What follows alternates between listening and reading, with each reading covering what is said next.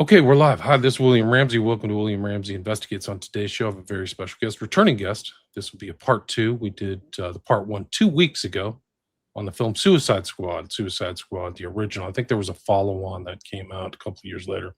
The original was 2016. And we did about an hour. I had some conflicting family stuff, so we didn't get that far into it. We only got 20 minutes into our first analysis. Chris did a great job. He did a lot of details, a lot of stuff I didn't really, see in my notes. But this will be our 18th or 19th show. We've done shows together with other people, COVID and things like that. But looking in the context of these Epstein files, some of our earlier shows really were on point, in my opinion. Very prescient, very kind of anticipating the future. We did one about a Marina Abramovich who pops up in these files, Kanye West, kind of his life, Balenciaga. There's a lot of like high art and fashion around Epstein that is deviant. I don't know what you want to call it, like degenerate, maybe, in my opinion. So those things are there. We've done Hidden Dangers of the Rainbow, Constance Cumby. And then our most recent, before we did Suicide Squad, we did a 1 and 2 on transhumanism, occultism, and AI in entertainment. So check those out. But there's just a lot of great stuff that he's done. And also I put a link to his YouTube channel. If you're familiar with his work, you know he's a superb graphic artist, and you can see a lot of his work, especially on the thumbnail in this episode, but also at his YouTube channel. And he's broken his kind of research, which adds, much more than mine, but different kind of segments. And for me, he knows so much about comic books and this thing that I'm not as familiar with. I loved comic books when I was a kid, but I was thinking about the show coming up today, and I was like, this Marvel, X-Men, these kind of things, this is really the global culture. And it's really seeing a lot of eyes. And I've talked to people we were talking about esoteric concepts on the intro. And a lot of people get exposed to these ideas through these shows, these Marvel shows or these Hollywood shows. Because I've done one on the Tesseract, and this guy's like, "Oh yeah, the Tesseract is in the Marvel." I had no idea, but like it's in really dark stuff, like Eyes Wide Shut and Rosemary's Baby. But like I said, we did a first episode, so if you are watching this, maybe you should go back and watch that on his channel. Don't Let Them Burn. Check it out. You can watch the first hour, or you can watch it. You can listen to it on my podcast, William Ramsey Investigates, and that'll give you a start. But we only got 20 minutes in. Like, he's done a lot of great work and has a lot of screenshots and thumbnails. But we're going to get started on part 2 right now of Suicide Squad from 2016. So Chris Taylor, welcome back to the show. Thanks for having me again, and it's good to be with your audience. And this is going to be the continuation of something great as we unravel the Suicide Squad. But where we stopped before you can find me at don'tletthemburn.com and YouTube, Rumble, Telegram, Don't Let Them Burn Official. You can find me on X, and any questions, just shoot it at me. You can get in touch that way. I'm on Facebook too, but not as much as those places where I just told you about. So as we move with this whole breakdown, we have a lot of symbolism, and we won't go into every single detail, but we're going to pull out some things that maybe you knew, maybe you don't know, and you'll see how Hollywood, through whatever means, puts in front of you the humanist agenda, transhumanist agenda, the occult agenda. And it's not just Hollywood. They're siphoning a lot of this information as well from the comic book writers that put their own ideas in a lot of comic books. You'll see different iterations of Batman and whoever else, and whoever's taking on the property at the time to write for them, maybe they have no agenda. And other people, they do have an agenda because they're Satanists or whatever else. So as we move, last time we stopped, we were in the boardroom of the government, and they said something about anthrax and fluoride in the water, making fluoride look like it's a good thing. And then we went on to where this agent here says, but what happens if the next Superman becomes a terrorist, right?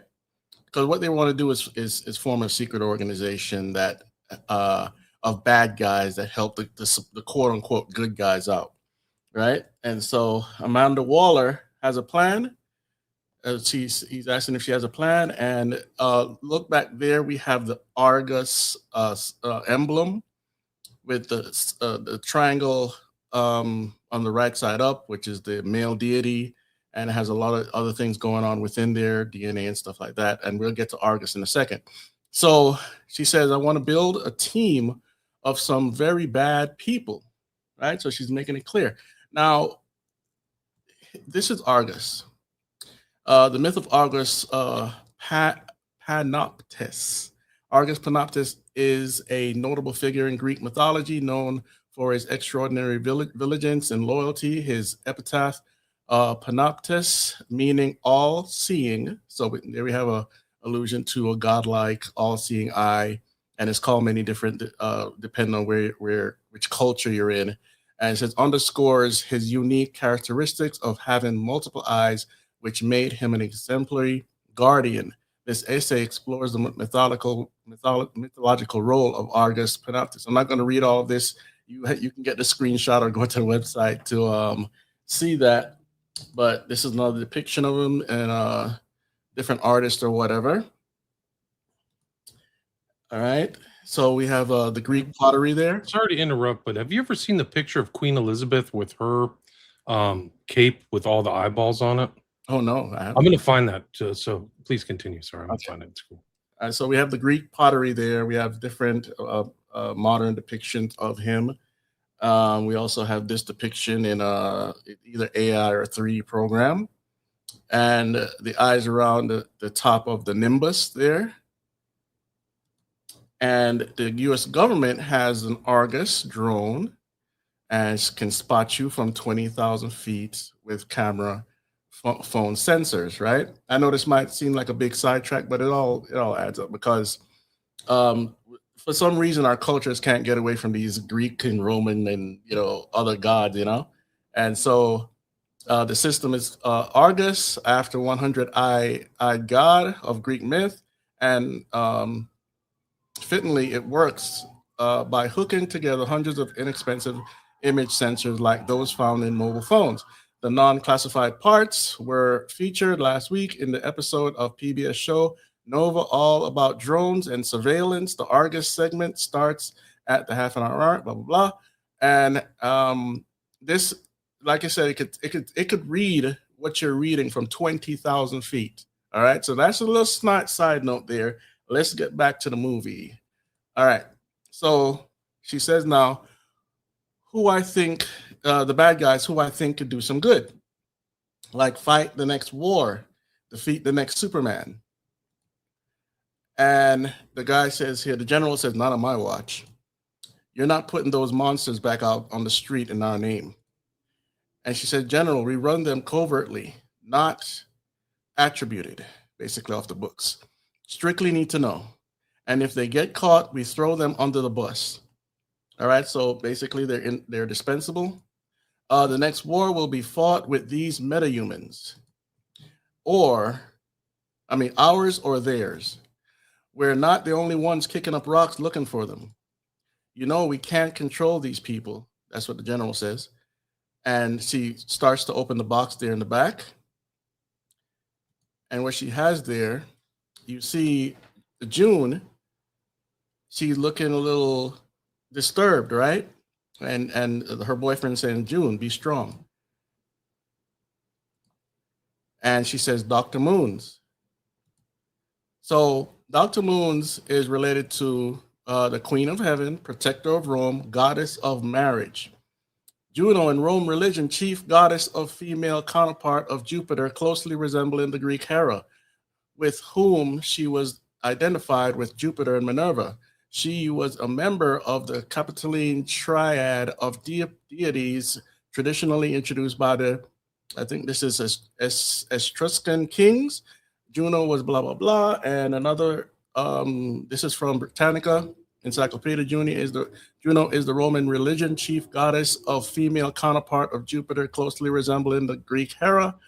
As Juno, Lucina, goddess of childbirth, she had a temple on the Esquiline from the 4th century BC. In her role as female comforter, she assumes various descriptive names, individualized, she became a female guardian angel, as every man had his genius, so every woman had her Juno. Thus, she represented, in sense, the female principle of life. And there's more to her than that. You can go and read that for yourself. And the last one I'll bring up here. Um, let's see here. A daughter of Saturn and Ops. She is the sister wife of Jupiter. Like Hera, her second animal is a peacock. Her intrusion counterpart is Uni, and she was said to also watch over the women of Rome. So she is a feminist icon as well, and on it goes. Juno Juno's own warlike aspect among the Romans is apparent in her attire. Remember the warlike aspect that comes in later. She was often shown armed and wearing a goatskin cloak. The traditional depiction of this warlike aspect was assimilated from the Greek goddess Athena. Now, I've shown other screenshots where I go from culture to culture and show you that a lot of these the demon is switching up the names based on the culture. And so let's move. You got anything to say about that? It's the same demon, different culture. So like you can see the same concept goes from Middle East to Egypt to Greece to Rome, right? Absolutely. Yeah. And so remember now, she's also the Queen of Heaven. The Queen of Heaven is the false Mary of Catholicism. And the Jews used to also worship her, the Queen of Heaven. Right. That was like one of the Bayless type things or something associated with that, right? Yeah. If I remember. This is what comes to mind. When you showed me that Argus Panoptes, that Panoptes has to be the root word for panopticon. I mean, it's too similar. But this is like this is the early part of the 17th century. Elizabeth is like, before Shakespeare and the King James. She's the one before. But like, if you look at this, she has the red dragon on her left arm. Yeah. And then if you kind of key in, you see all these eyeballs and ears. So if you kind of scroll in, you can find this. It's called the Rainbow Portrait of Queen Elizabeth II from 1602. But you'll see the ears and eyes, so it reminds me of that whole Argus Panopticus that you showed. So. Yeah, serpent worship and all this other stuff, right? Yeah. So let's see now. All right, so as we go on now, we see her. She calls her up and she comes to the table, and she's basically making her summon Enchantress. And in her ear, you see the moon earring. So they're showing you the symbolism all over the place. Most people miss it. And so she has the moon earring there, and she's about to call her. And she says the name Enchantress. And you see her put hand on the table, and slowly the demon starts to manifest. Takes her hand, and now she's become the Enchantress. Right? And this woman, she's actually doing the Catholic, what's that thing where they do the sign of the cross? Yeah. So she's terrified, and these generals are all like, "Oh my goodness, what are we in for here?" And so Amanda says, "Meet the Enchantress." Right? Everything we know about her is in your briefing packs. I mean, in reality, people would be freaking out more than that because a demon just manifested in front of you, right? And so she walked the earth for a very long time and will likely be here when we're long gone, right? Basically trying to say this is deity, right? Which, of course, is a false god. It's a demon. This meeting is now a magic show, asked the general. Magic or not, this girl can do some pretty incredible things. See, she just throws away like it's nothing, like this spiritual thing, nothing. Go get it, girl. And so she puffs away. Oh, she doesn't want to do it. She's reluctant. And then it shows what is her heart, right? And this is how they have her captive, because whoever controls the heart controls the Enchantress. And so the rumblings start, and so then she disappears. And in the back there, if you see it, way in the back right here, she is now manifested back into the room, and she brings a folder with her, and she says, there she is. And Amanda now says, how about a little something for the weapons ministry vault in Tehran? Sorry, I skipped that. Okay, there she threw the book on the table there. So that's from Tehran. So basically now the demon is going to do spine for them.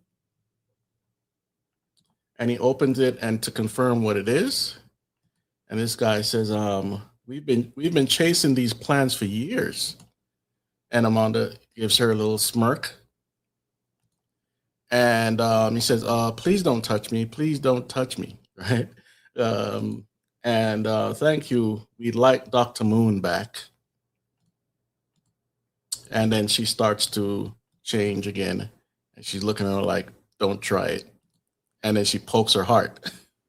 Did you find it interesting that the weapon stuff they're getting is specifically from Tehran? Like it wasn't something, so Tehran is subtly injected into the zeitgeist as like the bad guy, right? All the way from 2016. Yes. It's And the new what is it? Osama bin Laden or whatever. Yeah. It's a new boogeyman. And so she pokes the heart. The heart starts to, glow, and then she feels some sort of supernatural pain or whatever. You see the light there in her chest, and he's looking strange. And then she says enchantress, and she starts to come back to the human form. Right? So he says, June, please. I'm sorry, I can't do it again. That's what she's saying. So the whole movie, this woman is asking for help. No one is help her. Right? And she says, Flag, get her out of here. That's Flag's the boyfriend, for those that don't know. And so he gets her out, and then he says, I move to authorize Amanda Waller to establish Task Force X.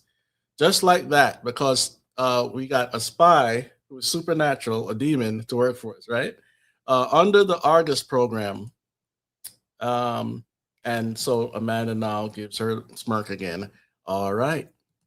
Thank you, Mr. Chairman. And stop right there. Anything you want to say? That scene is done. Task Force X, right? So there it is, the X-Men X type stuff. So it's the common theme. Have you ever seen the stuff like where Peter Levenda was at like in New York with the guy who started or wrote the X-Men, and they were all part of kind of the whole magical clique of New York City? Oh, one of in the 60s or 70s or something. Chris Claremont or something? Yeah, something like that. Like there was some kind of relationship between them. But Levenda, he writes a lot of stuff on the occult.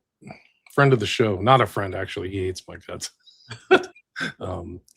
It's an interesting article because it just shows like the gestation of the X-Men type concepts came out of a kind of magical occult community.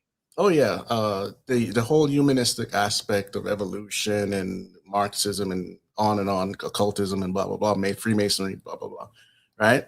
And so the next scene now, we're headed back to, I think this is wherever they have them captive, the Suicide Squad. And so this plane flies over, they jump out the plane. This guy here, welcome to Belle Reeve, Special Security Barracks. And she says, where are they? And so later on, I skipped a few scenes here, and she's watching Amanda walk across the canopy up top. And she says, are you the devil? And she says, maybe. And then he looks at her. And sorry, they skip. So she says maybe. So I don't know. There are different iterations of the devil in this program. She's kind of one of them, but not really. But she's taking on that role. And so in the next scene, they're visiting the crocodile dude, and he says, "Ain't you scared?" And he says, "Why'd they put you down here?" I asked. And then they went to this is Diablo now, and so he's like, put the burrito down. You got visitors, man. And so they show him a screen in where he killed a ton of people in the yard. This was shown earlier, and then this is the king crown on him, with his hand inflamed. and he said, "What's up? Hey, you want some of this?" And for those that don't know, this is similar to, now remember, his name is El Diablo in the streets. He's had this power since he was a young man, and later you're going to see it, what the true power is manifested later. But this also reminds me of this person. This is Hellboy, for those that don't know, and Hellboy is the Antichrist from Nazism. He was born from a woman that had sex with a demon, and but in the movie they show him coming out of hell in a portal. So it's the same imagery. And so as we move, anything you want to say about that? All right. No, So it is interesting though. It is, you're seeing a lot of this kind of overlap stuff yeah, in the culture. yeah. So he's saying that ain't me, right? Basically what he's trying to say is, he's holding back, he's not doing that stuff no more. And she said, "That wasn't you." And I said, "Nah, they say it's me, but that ain't me. That guy's gone, right?" And technically he's telling the truth because he's possessed, okay? He's dead. And yet, here you are. And he says, "Ma'am," and then Rick comes in and said, "You want to die here, buddy? You got a real shot at walking the block again. Have a nice cold beer and a nice smile. A meal, sorry. A woman. Look, man, you ain't the first to ask, and you ain't gonna be the last. I'm a man, okay? I ain't no weapon. Um, Let me die in peace before I raise my fist again. I caused enough harm." And then he uses his power anyway to form this buy sign, right? So clearly it's not over. It's still there within him. So now we skip to, I cut a lot out of this. Basically, what they're doing here is using Will Smith's character to show what he could do with the guns and whatever, right? And so he's kind of reluctant to do things, and he says, "You know what this man could do?" Because Amanda Waller's there, remember? And he says, "I'm here to find out. Lose the restraints." What is this? Cheerleading tryouts? This is what Deadshot says. Let's go. Let's see what you could do. And say, they say you never missed a shot. Prove it. See, the firing pin is filed down, right? So he doesn't really know what he has in his hand. Okay. It says mag full of dummy rounds. If I pull the trigger, nothing happens. And then he points it at him, and he says, Amanda is jeering him on, saying, "You're Remember, she's a devil figure, right?" He says, "You're absolutely right." That's what she's saying to him. And Deadshot said, "Why would you give a loaded weapon to an infamous hitman?" And she says, "Go ahead, pull the trigger, empty it." And the guy saying, "Don't empty nothing. You don't even know this lady." He says, "I've known you for like 9 months." The guy that he's pointing the weapon to says that. And I remember when I bought you the cookie, that was a real cookie. And he shoots the weapon in the air, 4 shots ring out. So basically, Amanda knew the weapon was loaded. So again, she's a devil figure. And Will Smith is supposed to be a Jesus figure, but he's really an Antichrist figure. We'll see that later. So now Deadshot says, "What? Oops!" And so he gets turned on by the gun smoke, the smell of the of what's coming out of the chamber, and so y'all jokers must be crazy. Literally, he can kill all of them, but he's not that fast. So now he's showing off the weapons, and he's shooting holes into everything, never missing anything, and he's impressed, and he's just shooting through the hole in the head, and she's looking like, yeah, she's getting turned on as well. And so he picks up the automatic weapon and starts firing, and it goes through the head of all of the dummies there. And he says, "All right, now you know what you're buying." He said, "Let me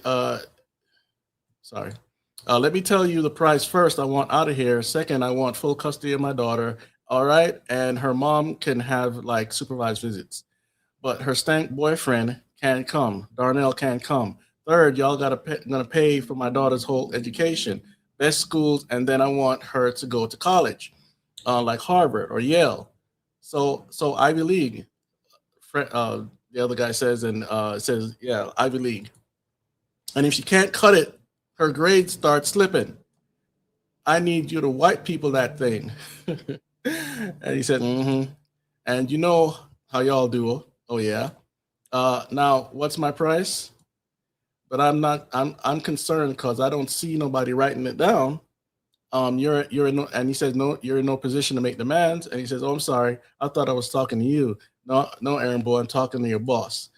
That's my price, sweetie. You know what it is, right? So now they skip to the next scene. So he's talking to Amanda in private. He says they're psychotic, antisocial freaks. It makes no sense. Let me hit the tier 1 units and I'll build you up. Basically, he could make his own team. A team of pipe hitters who will do anything you can dream up. I mean, you need real soldiers, not these scumbags. And she says, in World War II, the U.S. Navy made a deal with the mafia to protect its ships on the waterfront. This ain't World War II, he says. He said it's World War III. What are you really up to? It's a need to know, and all you need to know is you work for me. That can change with a phone call. I have friends too, you know. That's what he's saying to her. And she said, go ahead and call. But without you minding her, meaning Enchantress or Moon, Dr. Moon, your lady friend stays here strapped to a board in a drug-induced coma. And that reminds us of Captain America Winter Soldier, where the Winter Soldier was under Russian. He was caged by the Russians and used in a mind control program. And he was in a coma as well. They kept him frozen. And then they would release him anytime they wanted him to go on a mission.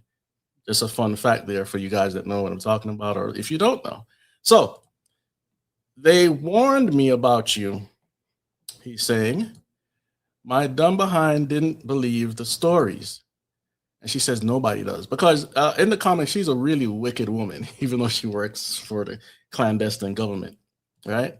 And anything you want to say about that before we move on? No, please continue. All right. So now we jump to the Joker. He's in a room full of computers, and they reveal what's underneath him in a minute. And so he pulls up his gun. This guy walks through. He says, "Where is she?" Meaning Harley Quinn. It's complex. This is not just her. Everybody's disappearing. There's this new law where if you are bad guy, they stamp terrorist on your jacket. Then they send you to the swamp in Louisiana, a black site. That's where she is. And he says, "So what are you doing?" The other guy says that, and he says, "Now we're gonna go in for a drive." And then it's on the top here, and he starts to pull out. You see all the knives and the candles, the bottles, and everything, and you see baby clothes there. Sorry. Yeah, what's that for? Why are there infant clothes like baby clothes?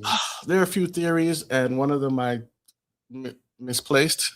So this could be because Harley Quinn has a dream of having a baby with the Joker. That's a part of it. And I don't know what all of these things, the knives and everything, symbolize, but I think he's giving birth to something. You know, that's what it looks like to me. But maybe it's not that serious. But there's all sorts of things in here, and you know, I just didn't have the time to break everything down. So, but they do have future plans to have kids, and she wants a normal life with the Joker. Gotcha. Right? Gotcha. All right. Now, this guy's the guy from the prison, and he was gambling, and the Joker knew where he was, and so guy's like, good job, man. He's killing it. Come on, man. Why am I here? I've had a run of bad decks, not my fault. Basically, he thinks that they think he's stealing. Okay. or he owes money or whatever. And says, dude, this is real. I had to stop these guys from burning down your house with your kids in it, but you're lucky.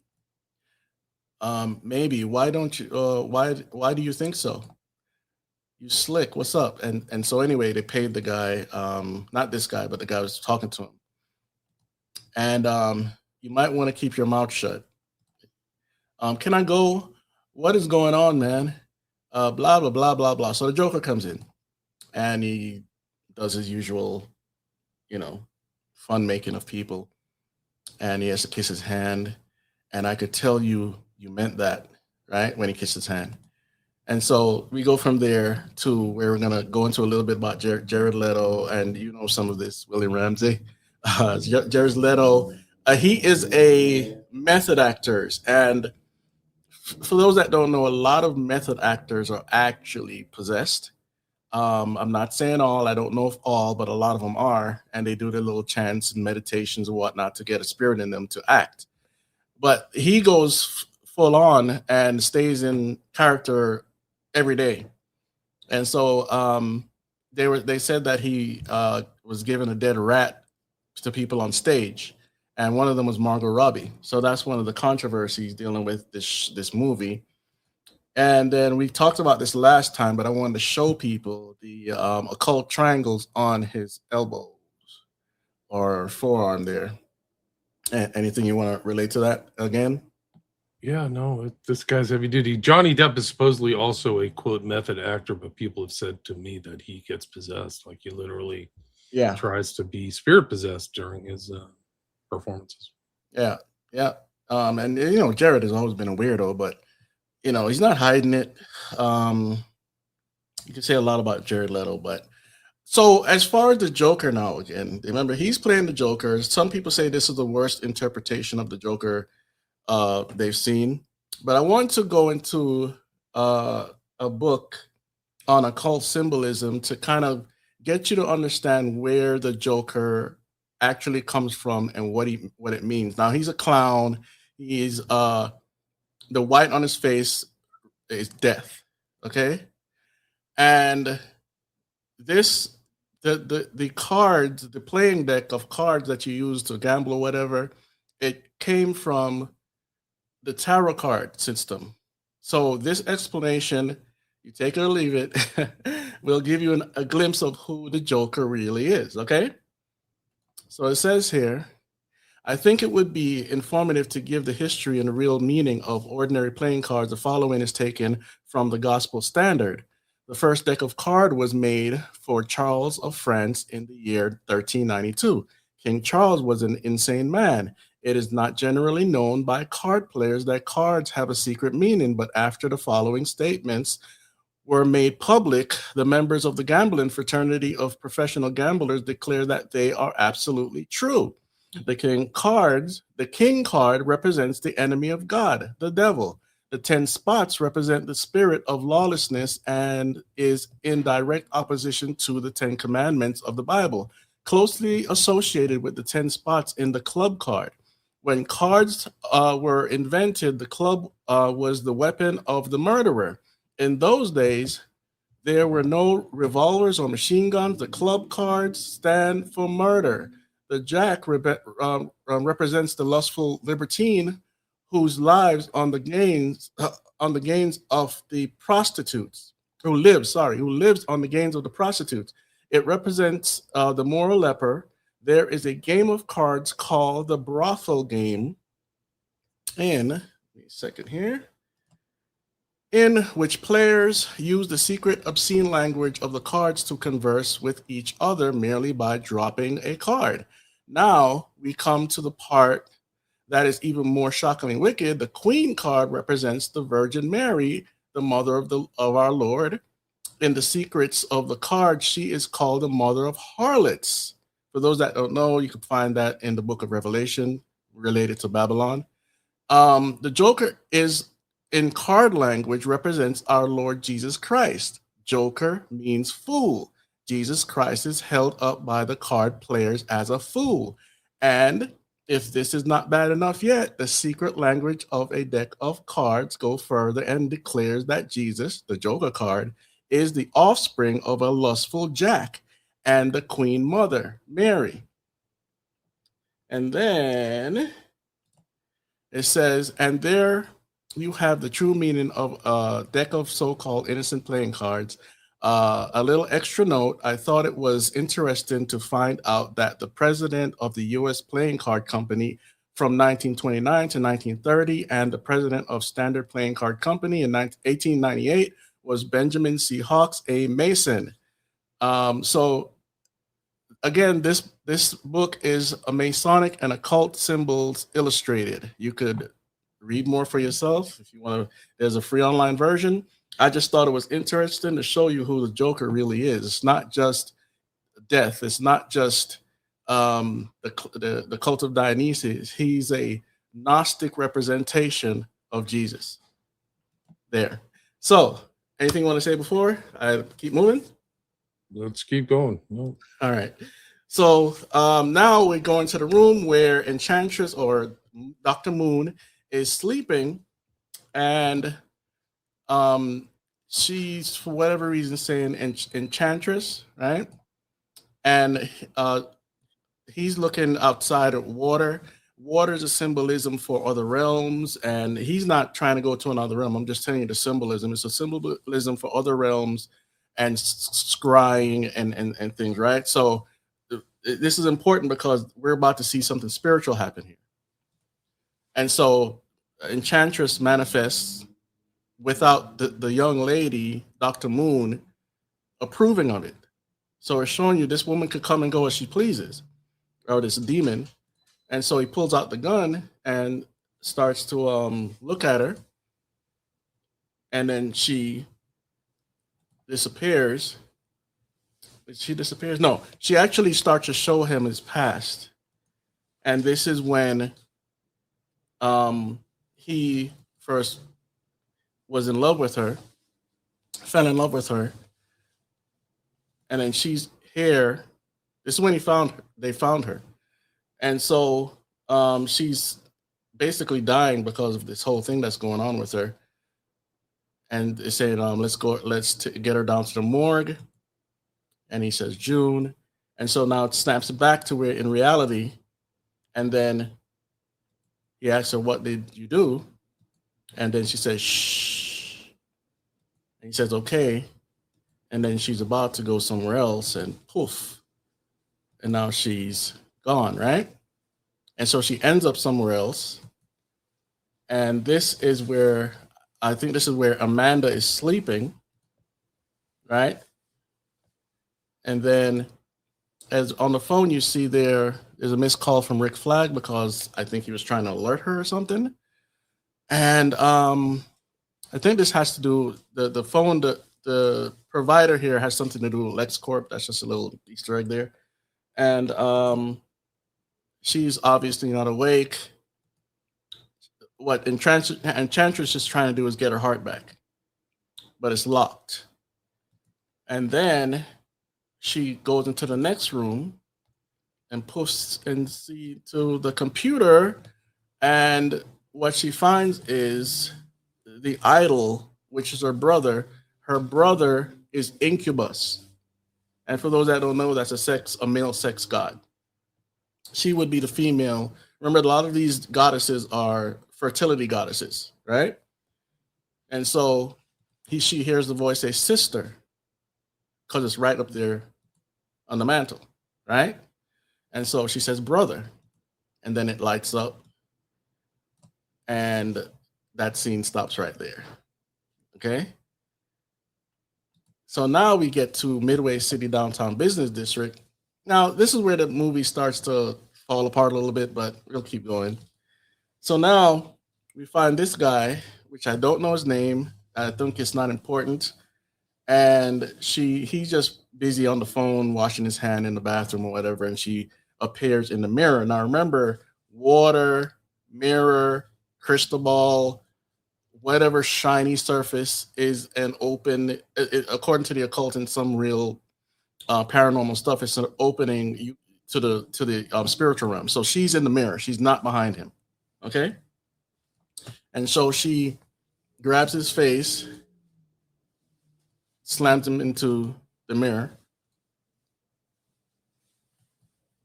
and then appears behind him,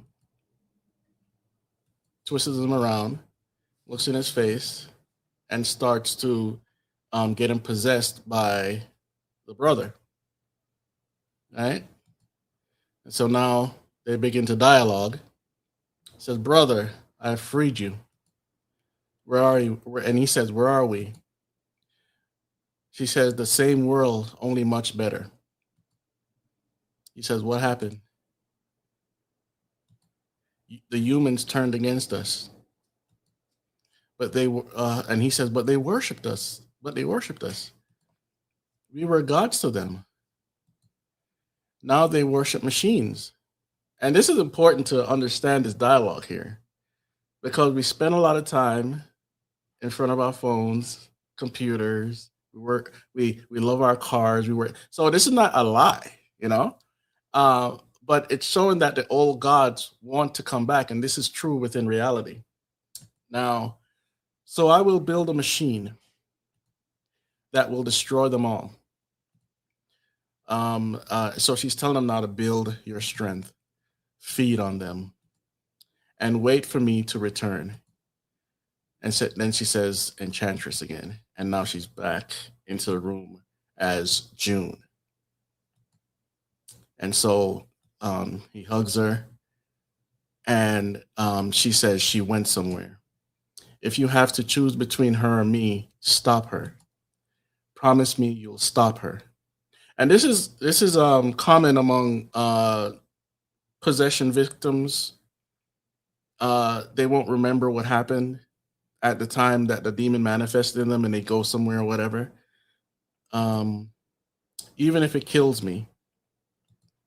And so now we're back in the train station with this guy, and he's walking. Now, I'm not sure if the poster in the back there means a lot, but it's something. It's saying something about magic and uh, everything is not magic or everything is magic, something like that. So I don't know. I couldn't get a clear picture of it. Interesting. And so now the demon is manifested in this guy, and then he falls out, and people try to come help him. Sir, you okay?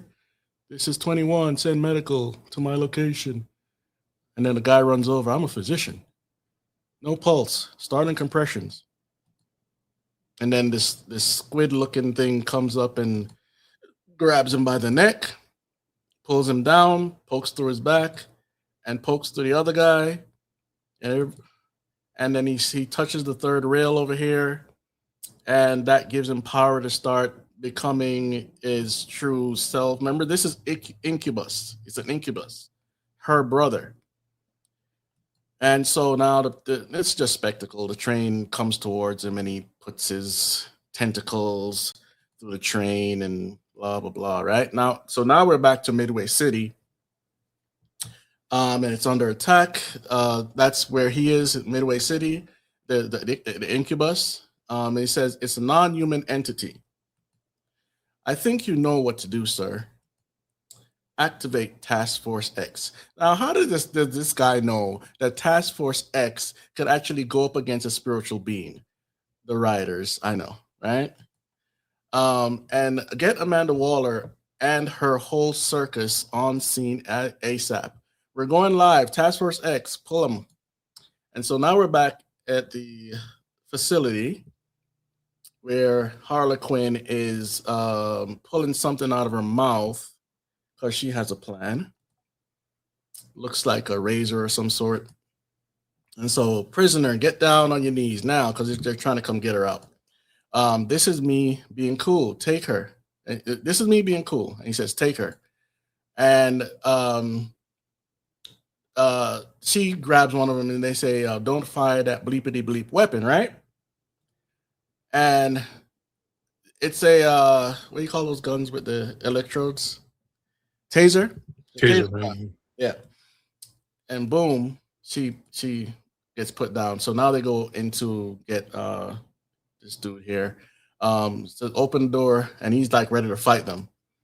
And then they switch back into where Diablo is. They let him out. It's because they flooded the tank with water, so he couldn't do anything when he gets up, which doesn't make sense. But anyway, and then they give him a shot in the neck. Hurry up before he smokes us. Then they go down to where the crocodile is. Killer Croc. Wait a minute. That's where Killer Croc is, right? Yeah, and I think there's if you notice down here, right around here, if you can see that, there's a human skeleton in there. So this he's not just eating animals, he's eating humans too. So straight cannibal, right? He's a cannibal, yeah. I remember he's based on evolution. Yeah. So then they show her okay, so this is the part where they're gonna start injecting RFID chips into their necks or whatever. And RFID chips, it's a real thing, many different uses. I'm not gonna go into all that. So what is this? What is this? What are you? And they show there. This is from Van Chris Laboratories, a Batman Corporation. Okay, Wayne Corp. Okay, so then you see them ready to give them the shots. Stand by, arming device. And she's like, "Who are you?" And I don't know who you are. Say device is armed, and they put it in her neck. Injection successful, and they pretty much. This is a tracking device. Not only that, but it's also something that would explode once Amanda or whoever has the controls to them will, if they get out of line, they'll get taken out. Anybody who touches me is dead. That's what she said. Oh, that's what he says. But everybody's just acting out. Really, I'm gonna try to go through this fast. Basically, all of them get injections. Every single one of them, right? And so basically, they're telling them to be they're going to be transferred. And this guy, the little weasel, is giving Harlequin something that's from Mr. J, obviously the Joker, and it's a phone. This scene doesn't make any sense, but whatever. He's basically saying, if you're going to tell him that I took care of you, and she says, you're so screwed, right? Because the Joker betrays everybody. So, and he's asking, what do you mean by that? And he's like, get off me, and they won't let him get through. So anyway, get on the jet, and there we are. Anything. I'm moving here. We're halfway through the slides. Anything you want to say before? I know you're at the 50-minute mark, so halfway's good. Halfway's good. Our timing and pacing seems optimal, so we're doing good. If you guys have any questions, you can leave them in the chat too, guys, and we'll get to them at the end once we get to the end. All right. So now we get to Van Chris Laboratories, a division of when this is where they got the RFID from. And so we see a van pulling up there. The panda fan. The panda is also symbolism and mind control and pedophilia and all this stuff. I don't know if this correlates. I'm just saying, right? It's a sign of abuse, like their abuse. It's like the most disgusting thing imaginable. It's real, and it's like an insider thing. It goes back to the Podesta files or what we call Pizzagate stuff. That's terrible. Yeah. And so they drive up, and hey, I got delivery. I have a gift basket for Dr. Van Chris. Thank you. You're a good man. And boom, it blows up in his face. And so they caught all that on camera in the guardhouse.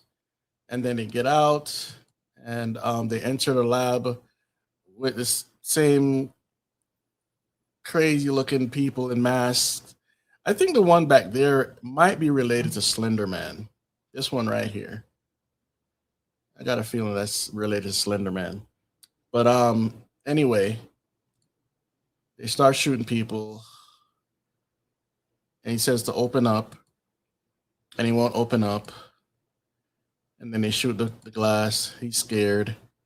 And he shows the wife. Right? And so they get in. and they get to get all of these injections, RFID chips, and he's like, this looks neat. And then he shoots the guy in the neck with it, and then we never see him again. I don't know what sense that made, but there we go, right? And so now this is back down in the subway station again, and we see Mr. Incubus taking just taking out police left and right, right? And below, it's where Flag is with Dr. Moon. He says he's right above us, and she said, "This is a mistake, Rick. I can't do this." Again, throughout the whole movie, she's like, "No, I don't want to be possessed by this lady. I don't want to do it," you know. And he says, "There's no other way, right? Just get it done." And so she does the enchantress thing, and then we go back to the operation room, and she's like, "Flag, talk to me. What's going on down there?" And he says, "Amanda, she bolted." And so she starts sticking the sticking the heart, right? And she's like, "Brother, help me!" And before she kills me, and then he does something here where she now transforms from this to this, her more, I would say, obviously not angelic, but fallen angel type of form. Those circles on top of her crest there at the top, those are all eyes. Now, don't, yeah, a whole bunch of symbolism, right? So now, he asks, "Where's your heart?" She says, "I will take it back." That's what she says, right? And I'm not sure what those markings on the top mean. Could be something, could be nothing. I'm not sure. But again, since it's this is not a moving picture, you can't see the eyes actually moving. Until then, you will share your power. So now help me build my weapon. It's time to wipe them out. What's strange is Amanda still has the heart. She still has to get the heart from Amanda, but because she's transformed into another thing, sort of, kind of, the stab in the heart doesn't work, but it still works. This makes no sense to me, right? So, she starts to walk off and then starts to build her weapon, and we see all of these techno markings come up on her body because in the occult, science and magic is one and the same. This is alchemy. You mix technology with magic and all these weird things, right? So, and it's squid looking thing, sort of like out of Superman, Man of Steel. That's what it All looks those like. symbols around her diadem or headdress or whatever are real magical Oh symbols. yeah, But yeah. yeah, you can see them in Solomon's, like Goetia and stuff like that. Symbols of demons and things like that. Yeah, like that's the one I see directly to the left of the like half moon is definitely a symbol of Saturn. It's like up. There you go. Yeah, it's all there. Yeah, and there's so many symbols of Saturn, especially in the book I was referencing from a minute ago. It's a really good book. Everybody should read that, man. But anyway, um, so this machine is building, and we have this annoying sky thing that they put in every movie. So annoying, right? And this is where I think during production things started to change. They took power from David Ayer and brought in somebody else, and it started to go off the rails. So anyway, we see it come out of that city monument there where the subway is, and it says, "Worldwide military is on alert. Our weapons are ineffective." Right? I thought this was contained, and then now they switch from that, going back to where the Suicide Squad actually is. And let me see something here. This is where Midway City Airport. Okay, so they're evacuating people, and FEMA's there, and it says, and so they're landing now, and it says, "What's going on in that city?" What? And somebody says, "What the hell, Flag?" And for fun fact, that's Clint Eastwood's son right there. He doesn't really have any dialogue in this movie, but that's him. there to the left. So he says unlock them. And here comes Harley Quinn. Hi, boys. And they're looking at her like she's sexy and blah blah blah. Um, she said, I think she's saying I should kill everyone and escape. Sorry, it's the voices. And of course, they're being a little tongue in cheek, but that's what crazy people hear a lot. Demon possessed people hear a lot. The voices, right? I'm kidding. Geez, that's not what they really said. Welcome to the party, Captain Boomerang. So now they bring Captain Boomerang in. He's useless. I think they needed some sort of comedy thing here. Hey, 1 minute I'm playing. What's that? Mahjong with Minana. Then this red streak hits me out of nowhere. Where he's talking about the Flash, the character, the Flash. For those that don't know, so he says, "Shut up! You're caught robbing a diamond exchange." I was not basically lying. And then here comes Slipknot, the man who can climb anything.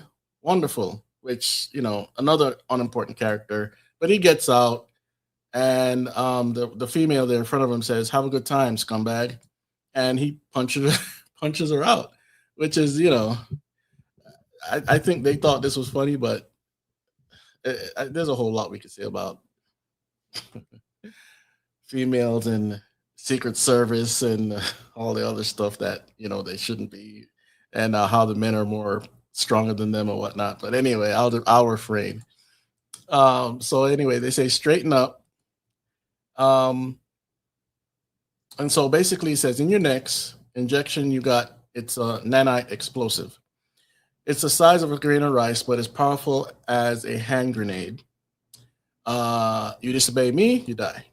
You escape, you die. You otherwise irritate or vex me, then guess what? You die. You're going somewhere very bad to do something that'll get you killed. But until that happens, you're my problem. And so he says, you might, this is Deadshot saying, you might want to work on your team motivation thing. You heard of Phil Jackson? He says, yeah. He's like the gold standard, okay? Triangle. Basically, there's two sides to this issue right here. Phil, what's his name again? Phil Jackson. Phil Jackson, yeah.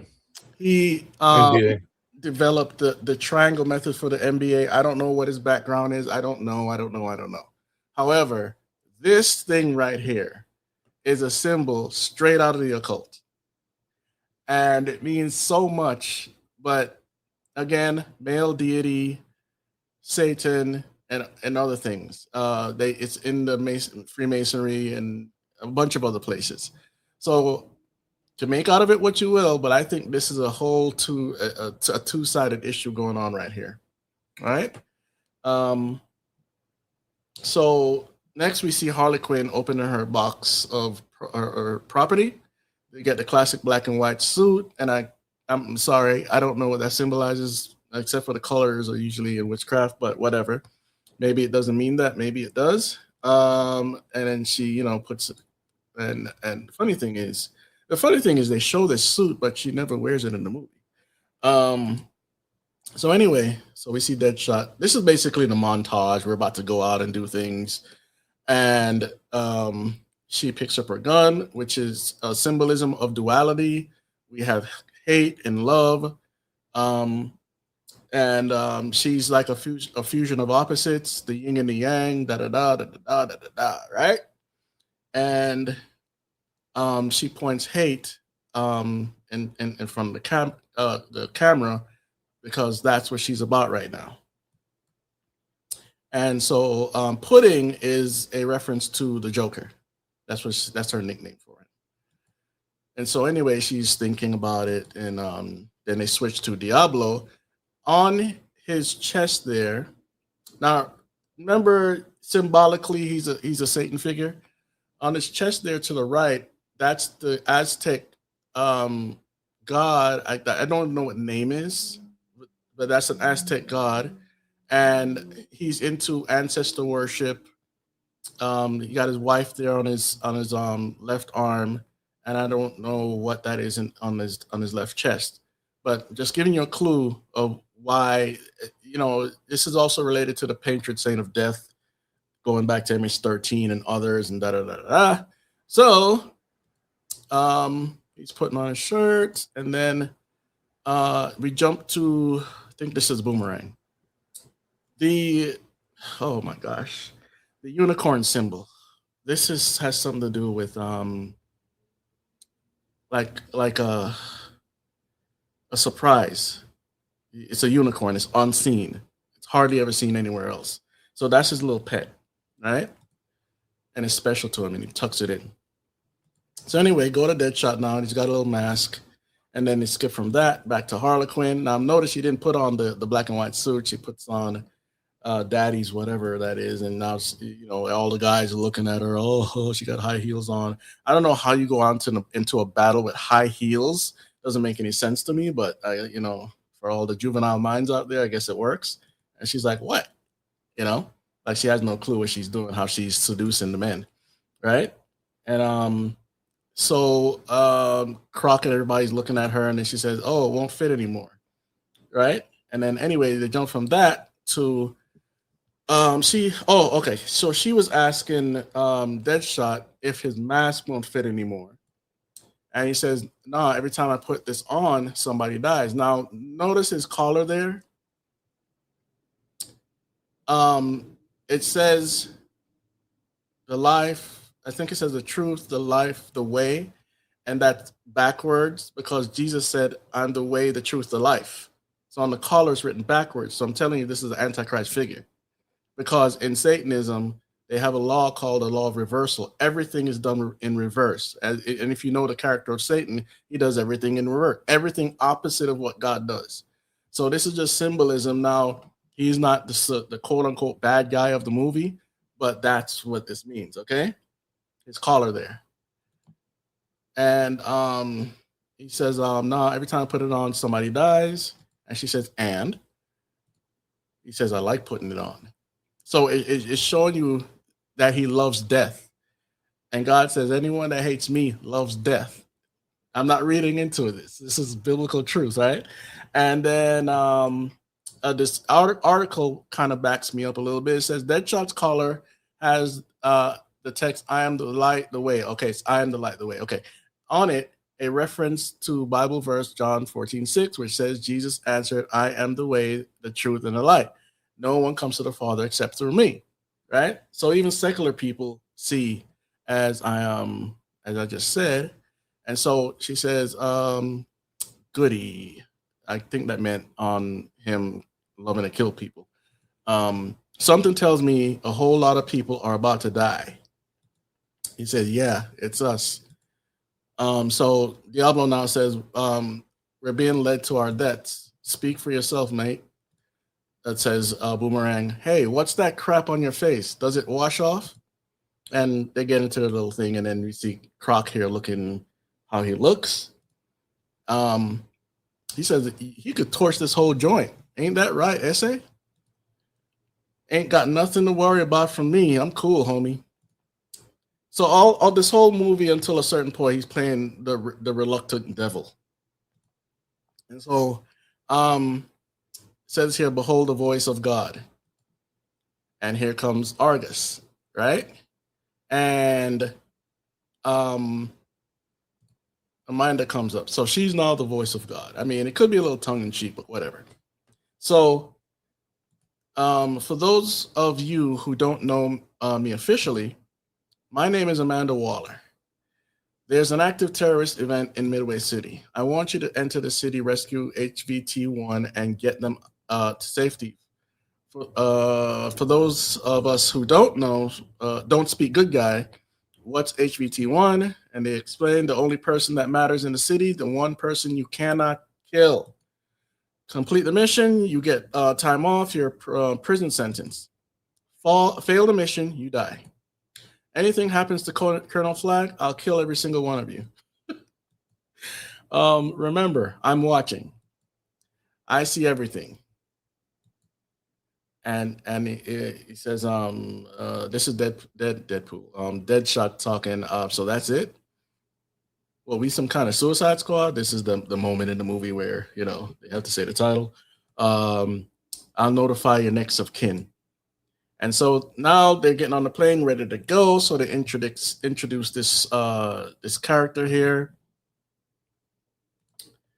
So he says, "You're late." I forgot what her name is.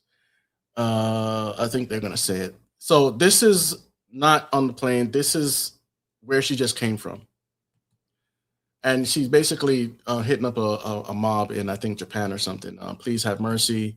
Where was the mercy for my husband? I didn't kill him, but you watched. Criminals deserve no mercy, she says. And so she says, "This is Katana. She's got my back.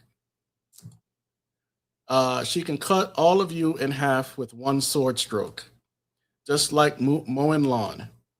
I would advise not getting killed by her.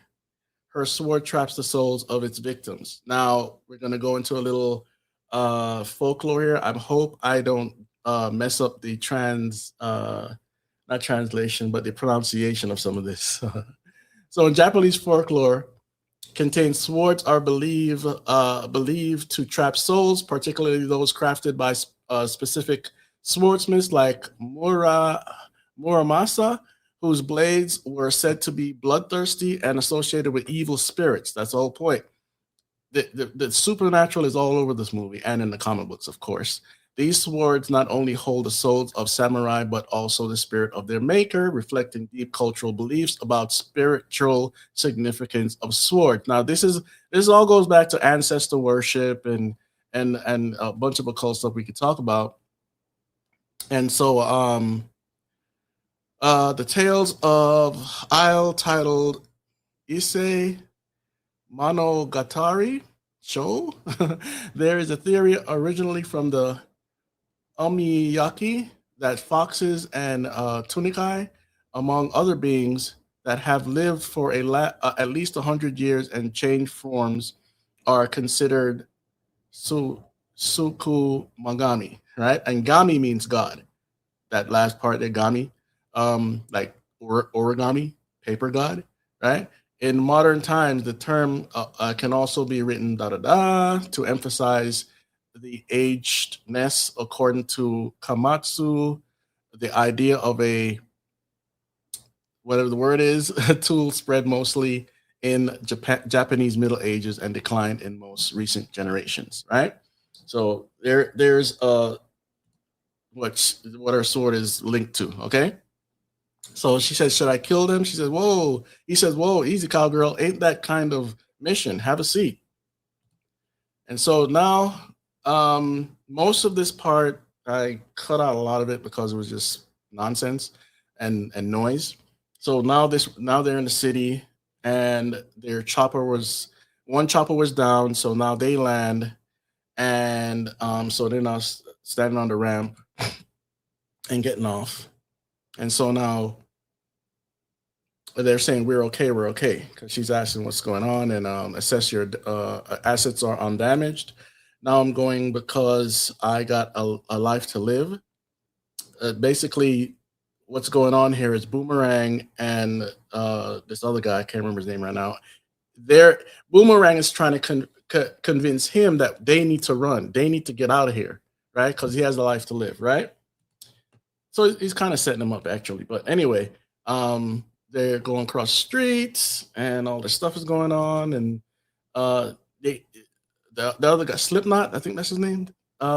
He decides to escape. Yeah, that's his name, Slipknot. And Flag hits the arm button, and you can't really see it right here. It blows up, so his head is gone. And she does a joke here. Now that's a killer app.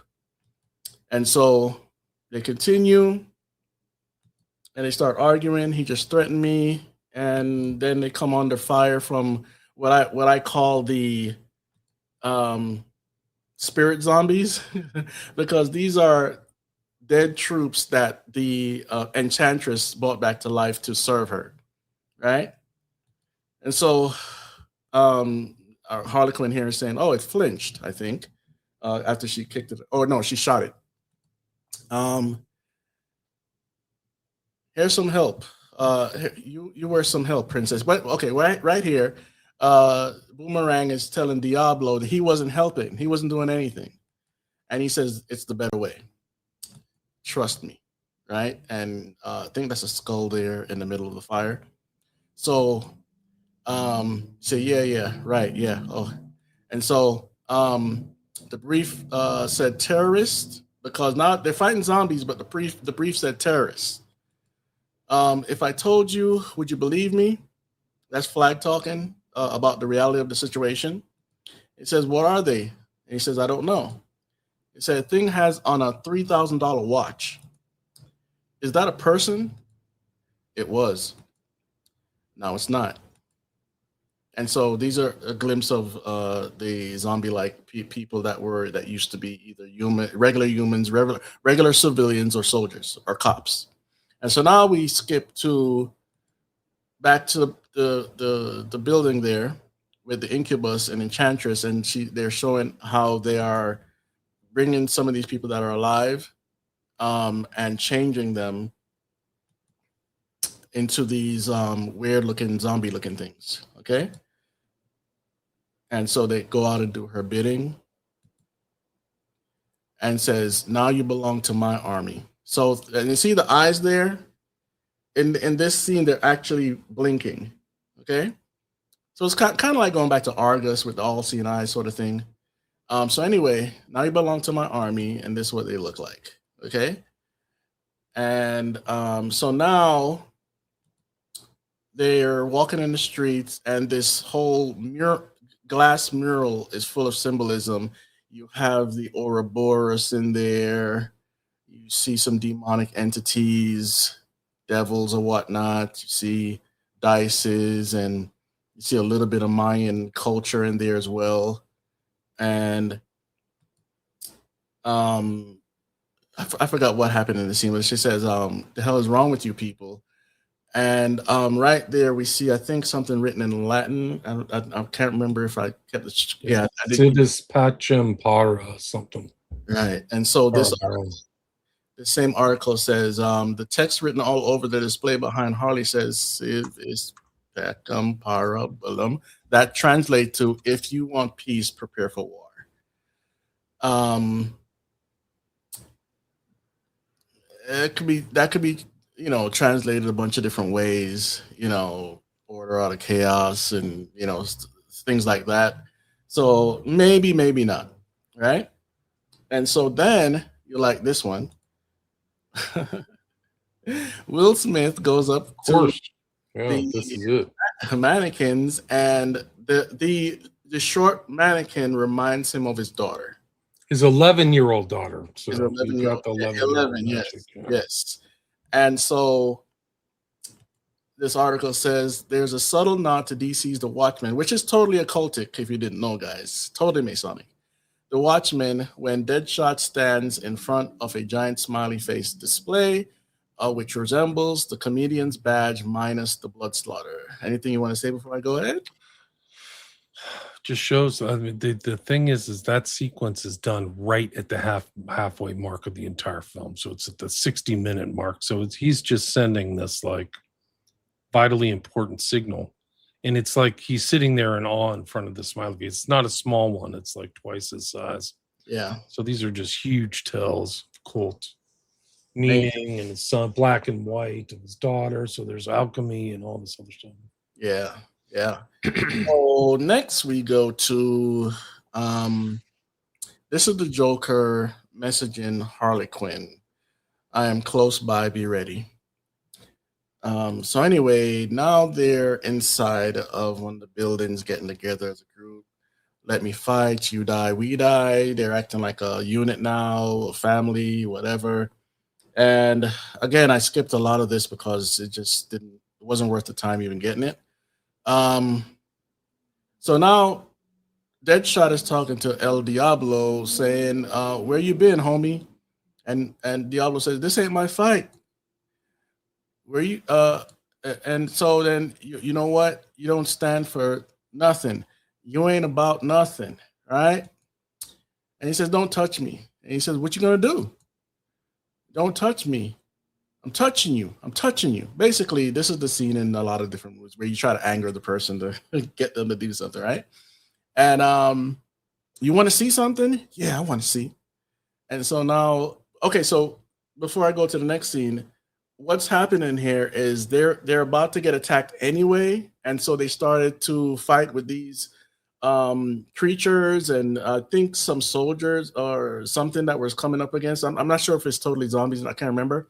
But anyway, now he wants to release his powers, and boom, here comes the powers of hell, and starts burning up the people above on the second floor and on the first floor. There, I think it was the zombies, um, and so now everybody's astonished, right? And it says the Hillsiders, death, whatever, East Los Angeles. Not sure if that's a real thing or not, but I think that was his gang in the comics, right? And so he looks back like, now you see. He says, "I was just trying to get you there." Basically, it's like Tony Stark pushing the Hulk to manifest from Banner. That's what that scene was like. Okay, so now we go to where Harlequin is about to go into a memory, and so we see the vat there. Um, and It's not 9, it's not 10, it's not 8, it's 9. So you've got 9 representation there, right? yeah, yeah, and that's a whole other Council of Nine and all these other things we can bring up from the number nine. Says the Joker saying to her, "Would you die for me?" And she says, "Yes." That's too easy. Would you would you live for me? Yes. Careful. Do not say this oath thoughtlessly. So we see an oath, right? And we're seeing the lead up to a sacrifice. Desire becomes surrender, surrender becomes desire.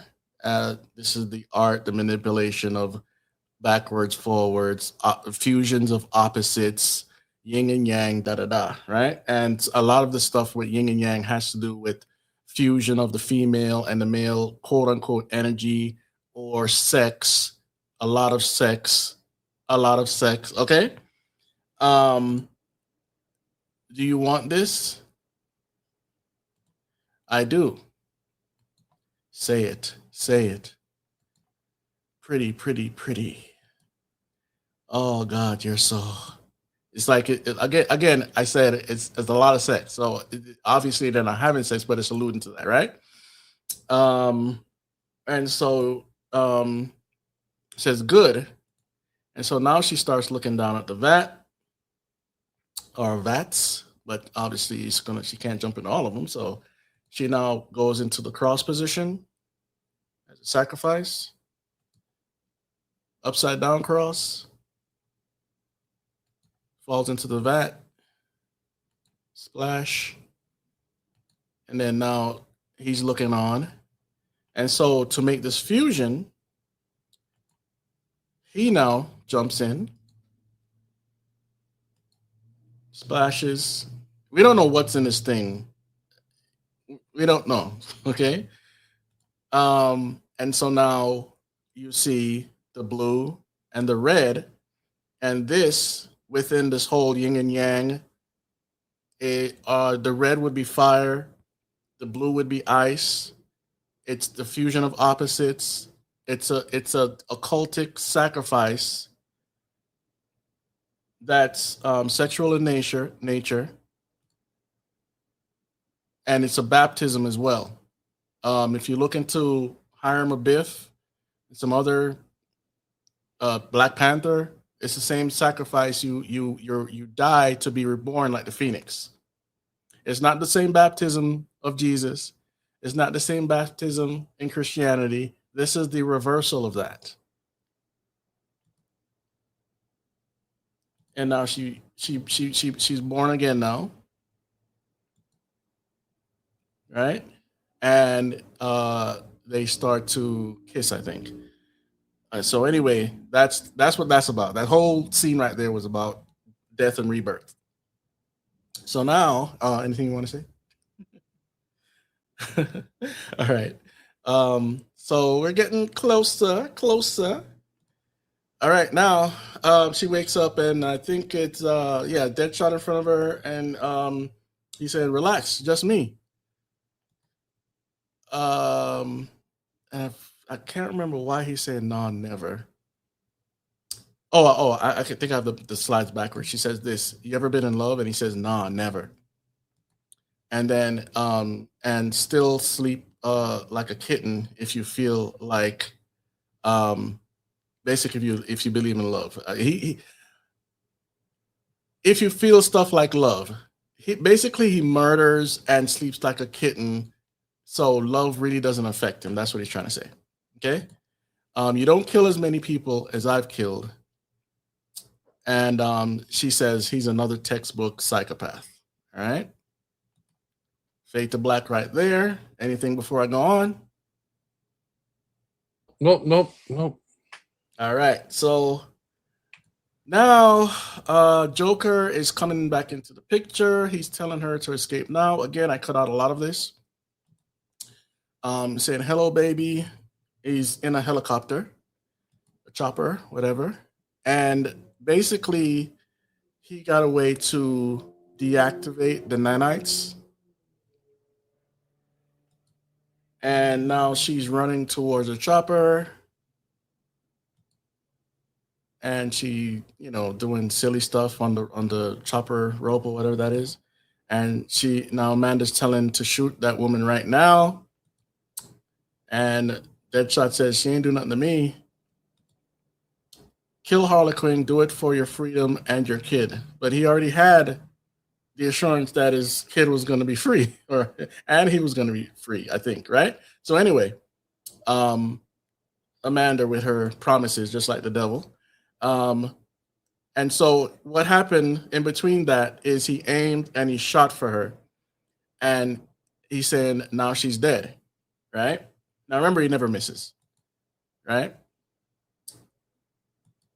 And she's acting like she's dead, but she's really alive, okay? Then he says, I missed, right? Playing with Amanda, right? And there's that. So now the next scene is where she returns from being with the Joker. I can't remember she betrayed or whatever. It's not really that important, but she's back with the group. And she says, I missed you all so much. And then we jump back to Incubus and his sister, right?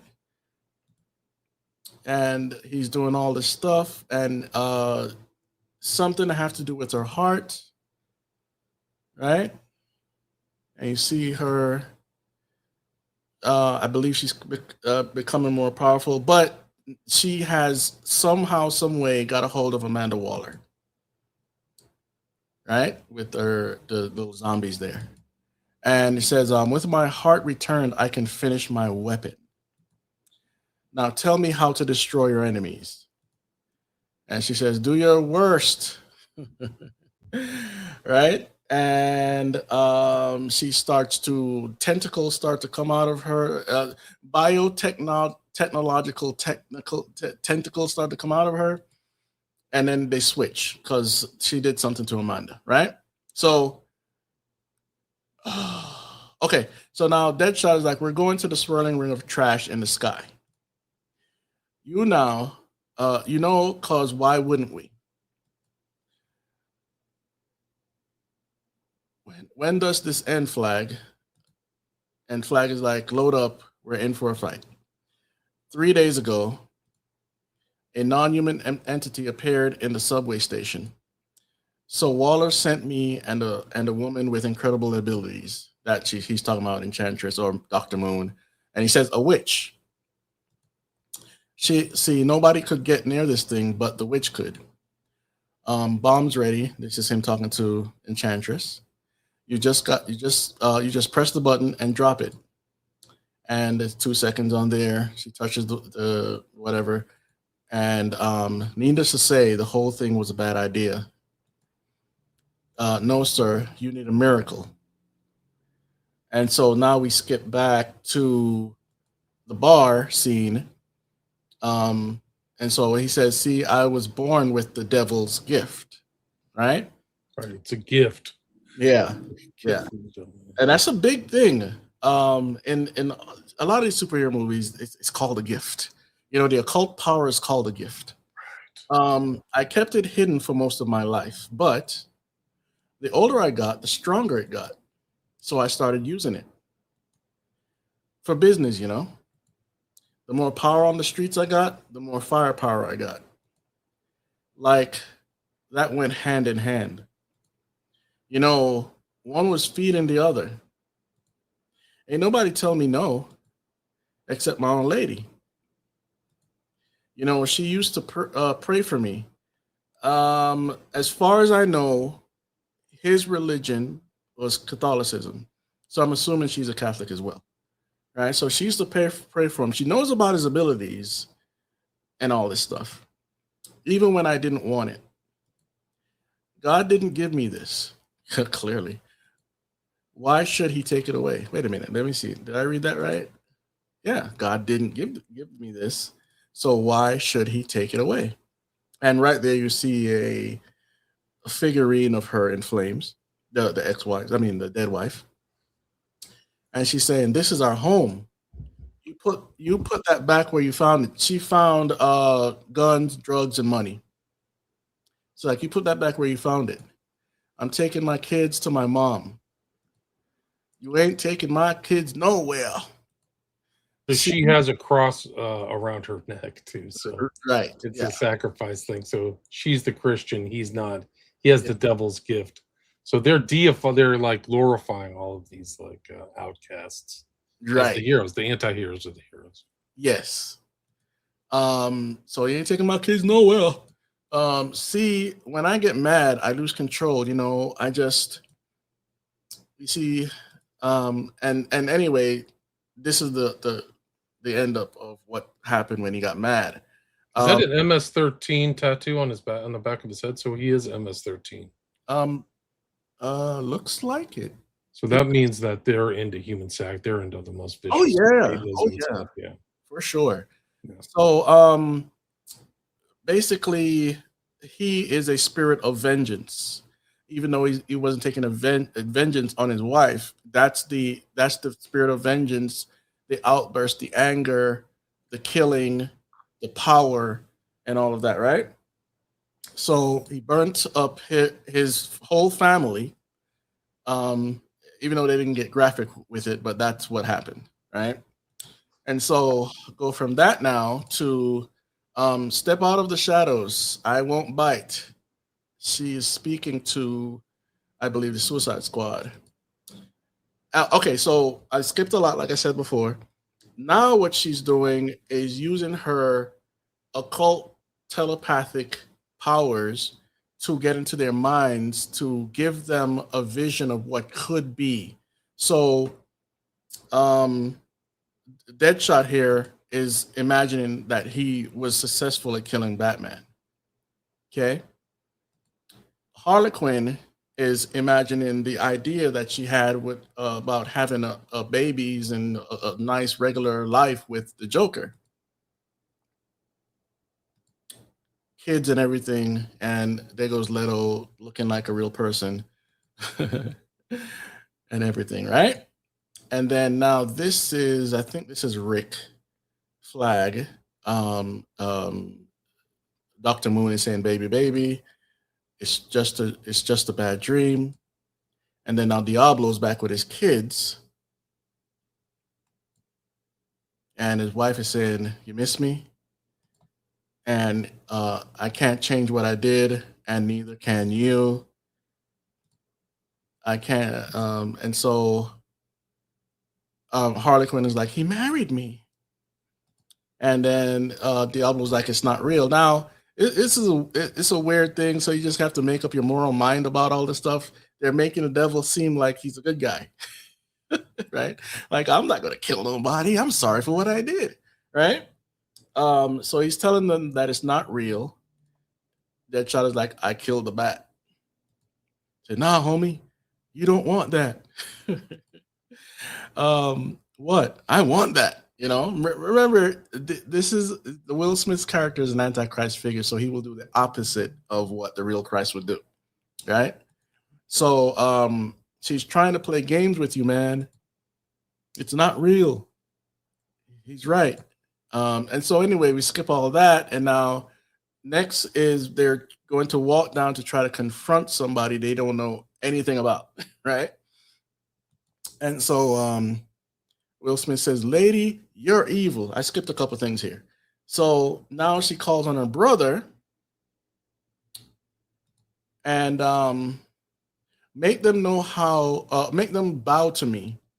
And so Incubus here comes in with his biomechanical demon manifestation suit, with the moon symbol and the eye light, the light of illumination there above his head, and it says something about now you're screwed.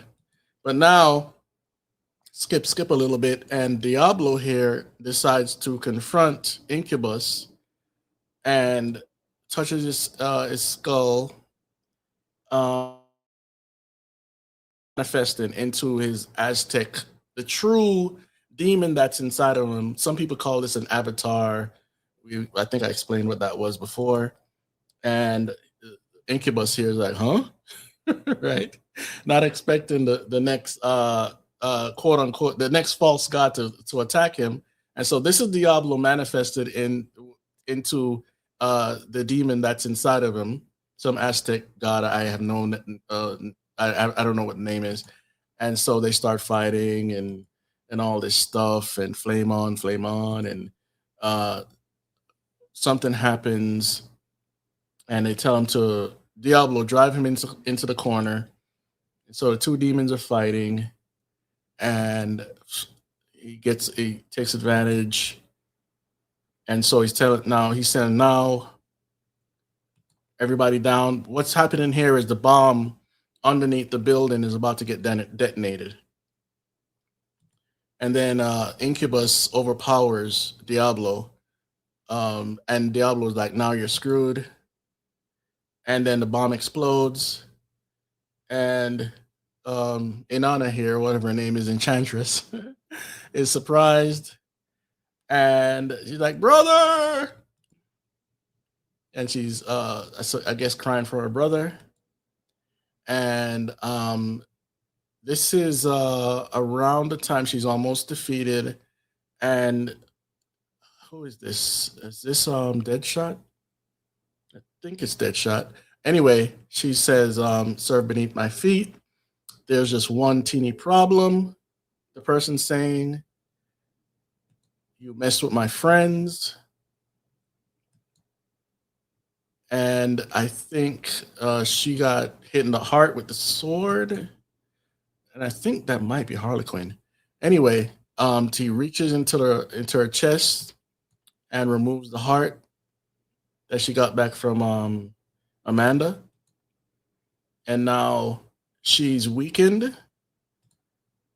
And they say the heart is out. We can end this. And hey, Croc. And then she throws the gun to Deadshot. I think Croc is to take the bomb, another bomb or something, into up to the Enchantress. Yeah, Croc is throwing this thing. And then Will Smith is aiming, and there's the bomb. And she's like, ah! Right? And she starts to get into his head now and says, please, please, Daddy, don't do it. The only way for us to be together is if you don't pull the trigger. Daddy, I love you. And obviously, she's not really there in front of him. That's just to show us what's going on in his head. And he's aiming the gun. Showed the bomb. Aims. And now this side, now you see love on this side because, again, the duality is switched because it's in somebody else's hand, and he loves his daughter, right? And so he shoots it, it explodes, boom, boom, boom. And so now we don't know how this partition was made. Why she's in this crevice here? We don't know how she got there. They don't show us. She's just, I guess, artistic. I guess, and she's now saying, "Let me join my brother." Basically, saying to kill her. Let me join my brother. And Katana wants to kill her. It's like, no. Says, give me that. It's the heart. You bring June back. You bring her back. She's not coming back. She's jeering him on. I'll crush this. Do you hear me? And she says, go ahead. Not a Harlequin. This is the demon talking, the enchantress. You don't have the balls. And he actually crushes the heart, and she seemingly dies or get out of there, whatever. And you can see her laying there, and Deadshot's like, "Hey, flag!" And then she comes back. Dr. Moon comes back because Enchantress is gone now, and that is where the slides have ended. That's the end of the movie. It's an incredible movie. There's so much occultism going on there, like split personalities, mind control, the marriage of the, stuff going on, the symbolic conjoining, and it's just like alchemy, duality, all the themes are there. Yeah. It's off the charts. Yeah. In a supposedly entertaining comic book, right? Just like on the surface. Right. Good times, joking around. And there are many different iterations of the Suicide Squad. So I guess they picked these individuals because they're more popular than the other ones. There's other like anti-heroes or whatever in the Suicide Squad as well. Yeah, absolutely. And the beginning of this whole, as far as movies go, loving the bad guys, loving the bad guy, the anti-hero, whatever, didn't just start. Wolverine, he's an anti-hero, but more on the more evil side is like I think his name was Megamind. Megamind is a movie that came out. Then we have the one with that started the whole Minions thing. What's it called? Despicable Me. Right. Yeah. So you see a lot of these evil, supposedly turned good characters coming up around the mid 2000s, and so you put a group of people that are evil against something else that's evil, and you pretend that these people will turn good, but they won't ever, right? So interesting dynamic, but it's a part of the whole, again, humanist, Luciferian, occultic, satanic, Freemason, and so many other titles I could put out there. It's all about reversal. Right. It's also like making the anti-heroes the heroes too, right? Yeah. So these are like they do the same thing in Harry Potter. So Harry Potter has the Muggles, they're the lame people, and then there's Voldemort and all these other bad people. But then there's the guys on the inside who don't fit in, but they're the good magicians. So it's Harry and the black magic, white magic. Exactly. Hermione and all those things. So they're using the magic for good purposes against Voldemort or Tom Riddle or whatever. This even goes into Christian Science, magnetism, animal magnetism versus reverse animal magnetism. Right. It's always and then it fuses at some point, but most of the time when it's fusing, black magic, white magic. Oh, I don't hurt people. I'm practicing white magic. It's still right, exactly. It's still in there. And then the hatred of Christianity. The girl gets burned, right, with the cross. Yeah. The smiley face symbol, total occult symbol, is on the back of a hammer too. I have it on my notes at the 45-minute mark. Oh yeah, one of the hammers that uses smiley face. I didn't notice the MS-13 thing, which is really heavy. Like the MS-13 is not a joke. They are into blood drinking and satanic rituals and things like that. It's not a joke. Right. And for people, I'm not picking on Catholics, okay? I'm not. But if you understand not just the overarching of the Roman Catholic Church, when these people conquered places for over 1,500 years, you converted to Catholicism, but you could still practice your pagan god worship, whether it was the saints or whatever. And like in Haiti, you could practice voodoo being a Catholic. It got syncretized a lot. There's like weird things that happen. Like as long as the Catholic Church was in power, you could. That's a whole nother show. We've done Yow of God, right? So that guy Yeah, was yeah. definitely like that. Like, oh yeah, I'm a Christian Catholic, but you can also pray to Saint Germain and all these other, theosophical type things. Oh, this is a good question. Now I don't have a Let me read it. Let me read it. Diana says, "So is every actor in the movie sold their soul to the devil, or are some actors not part of the program? What do you think?"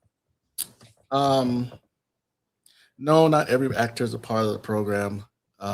Because I don't blanket. I hate blanketing a group of people. Because that's always goes bad.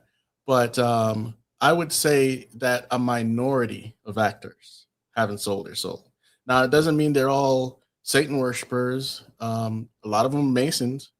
Some of the directors, producers, a lot of them are Mason. That's why they're able to put some stuff in the movies because they know this stuff.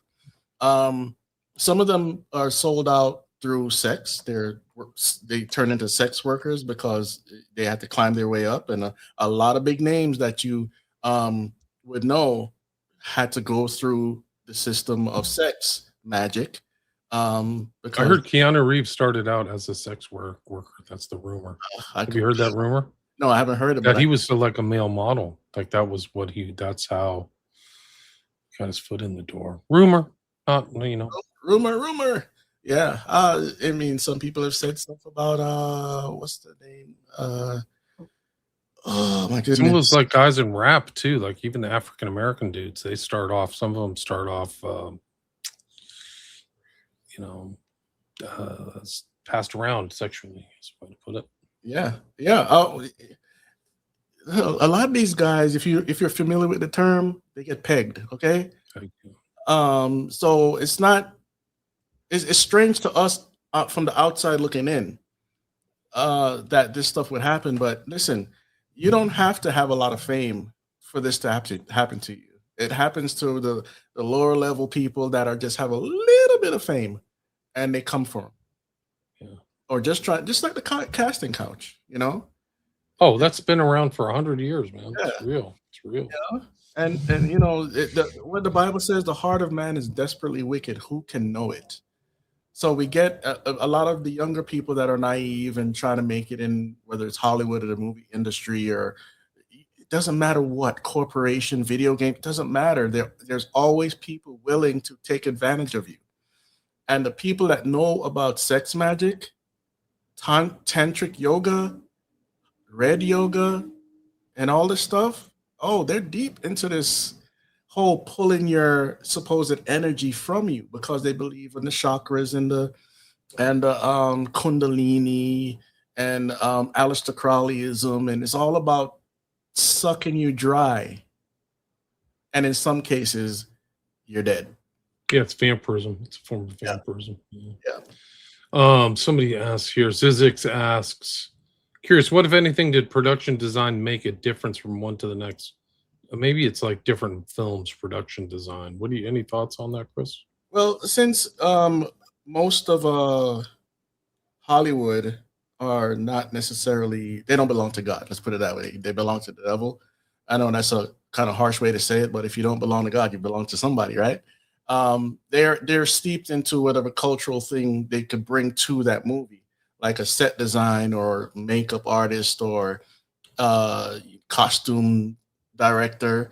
I'm not saying everyone has an evil occult intent, but they draw from the sources out of these cultures, whether it's druids or you look at the Lord of the Rings, the people working on that, and Peter Jackson had his sigil magic going on, and they prayed to some deity in one of these extra DVDs. We can't assume that everybody has good intentions within the production, and they all agree with each other, because the moment you step out of line, and have a belief outside that system, you get ostracized. So that shows you there's a problem there too.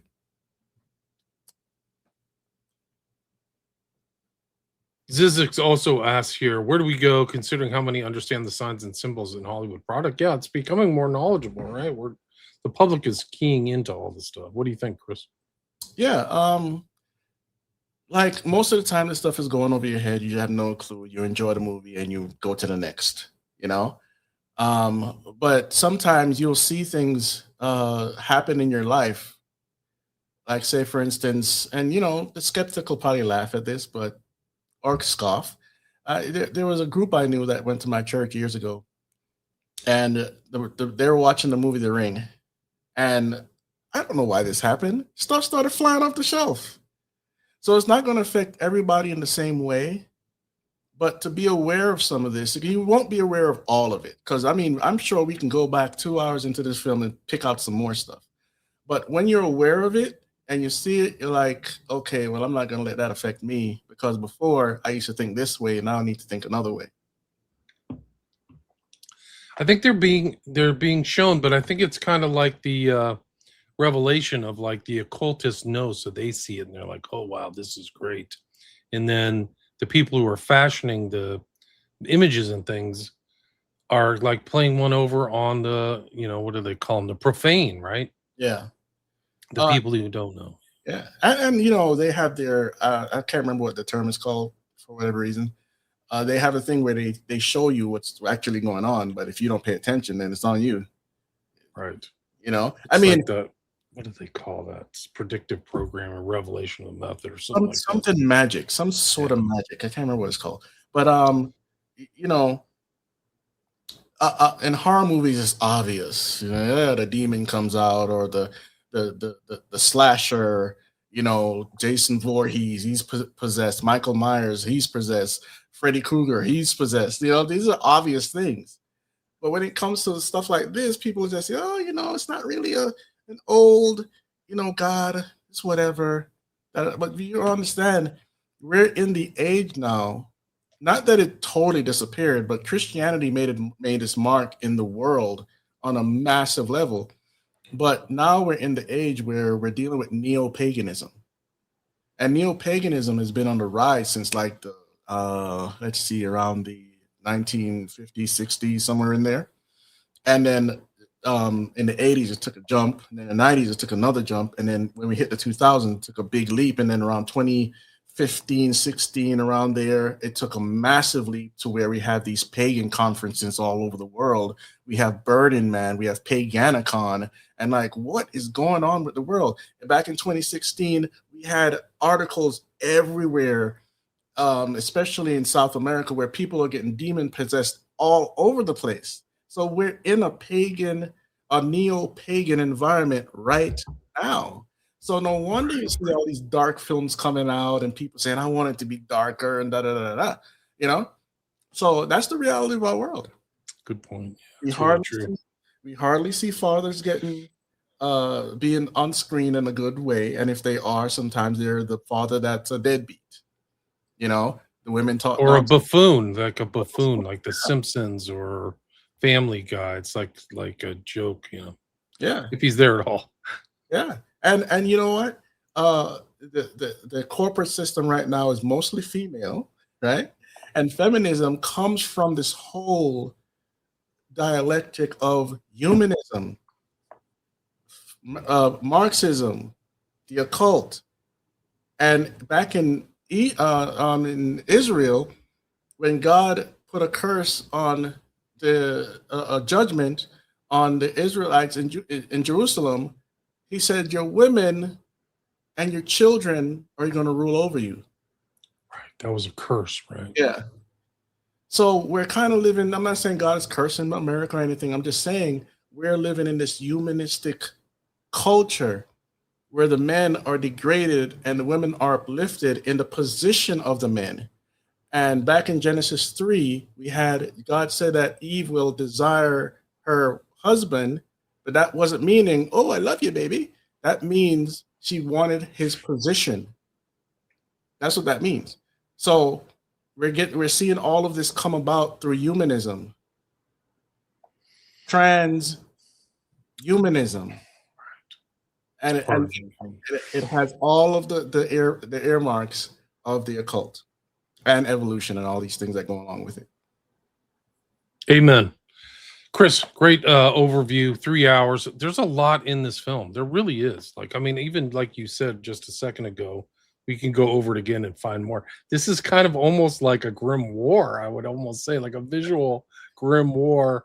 Where can people find your material? We talked about it at the intro. Let's do it again. It's Don't Let Them Burn YouTube. You said you had a Telegraph X too. You're on X. And what else? I'm on Rumble. And the Telegram channel is Don't Let Them Burn Official. Now, I share resources there. I share news articles and videos and political stuff, everything. I get my hands off technology, DNA manipulation. So there's a little hub where you can actually go back and find articles that you've never seen before. So that's where I say you can contact me more. X is good too, but I hardly post these things on X. Gotcha. And this is your link tree, right? T.me, Don't Let Them Burn Official. Oh, that's Telegram. Sorry. Oh, that's the Telegram. Oh, that's the Telegram. Do you have a link tree? Yes, I do. Okay. Send it over to me. I'll put it in my notes when I repost that. Right, but also in your, I kind of mentioned it at the intro because I don't remember the specific topics that you break down your channel on YouTube. Can you give people an idea of what specific topics you have? Because I know you've broken it down into 10 or 12 different subject headings, right? Let's see if I can bring them all up. Let's see. Okay. Well, we have bring up your channel. We have Hollywood Matrix. Which breaks down movies and Hollywood and stuff like that. I don't get into gossip or whatever, but I try to give you an understanding of what's going on. We have Paranormal Shift, where we get into some UFO stuff or paranormal things, and we try to get you to see what the Bible says about some certain subjects. We have Reign of the Tech, which we talk about DNA manipulation, microchips that could be inserted into your body, artificial intelligence, and so on. We have also Spirit Behind the Music, which is about the music industry or the things contained in your music. Yeah, that's a good one. We have Superheroes and Gods, Political Edge. We don't do too much political stuff, but we have Superheroes and Gods. We have Apocalypse News and Updates, Deception, The Road to Disclosure, which is about obviously UFOs. We have the Game Invaders. And, so it's a lot of content. I've been doing this for about 11 years. And so a lot of topics to cover and a lot of information. And if you want more on movies, I've done a slew of reviews and breakdowns, even stuff like Blade Runner, the Avengers. I did a whole slew of reviews on these things and broke them down in the capacity that I can. Like I said, these ideas are all being presented before us. And these are also, like, some people can reject them or analyze them, like maybe Chris and I are doing, but it's also these are ways that people are being like subtly initiated, in my opinion. Like, oh, I saw that in Harry Potter. Oh, they had the chessboard. Oh, they had the owl. Oh, they had this muggles. Like, oh, it's a synonymous term with like a term I use, which is the profane. Yeah. So these concepts are the same. Like we're special magicians and they're all bums. Or it's a inversion of Christian thing where you're supposed to kind of be a servant. You're supposed to serve humanity. Not serve them on a plate, but like actually, not try to be an overlord, whatever. But well, I'll insert that the devil came to kill, steal, and destroy, and he's a father of lies and a murderer from the beginning, and the whole world lies under his influence until Jesus Christ returns. That very important notes right there. You can find that in your Bible if you didn't know that. And I say, if you want to get out of the deception of this world, Jesus Christ is the only way. You see how they inverted that in the movie. Yeah, they sure did. They sure did. And they kind of set these people up as like the anti-hero becomes the hero. Yeah. But you're right. That's a great way to end it. So amen to that. And thanks so much for your time. Thanks for the two-parter. Go check out Chris Taylor's Don't Let Them Burn sites. I will put his link tree in the notes, and then the audio will go out today. And thanks for everybody for the chat and being involved in the chat. And please share it too. Times are tough. Money's always helpful, but it's actually helpful if you're on social media and you share this stuff. Like, it doesn't cost you anything. And also just like hit the button to follow up on streams. Do that at Don't Let Them Burn. Go subscribe. Every little bit helps, and it helps with the algorithms and attention, and kind of helps us keep going. So I really appreciate it. Appreciate you, Chris, and thanks everybody. Have a great weekend. Anything else you want to add, Chris? I would just say, pray about what we just talked about and seek, seek the Lord. He will open your eyes to show you that everything is true. Amen. All right, okay, everybody. Thanks so much. Appreciate it. Amen. Okay.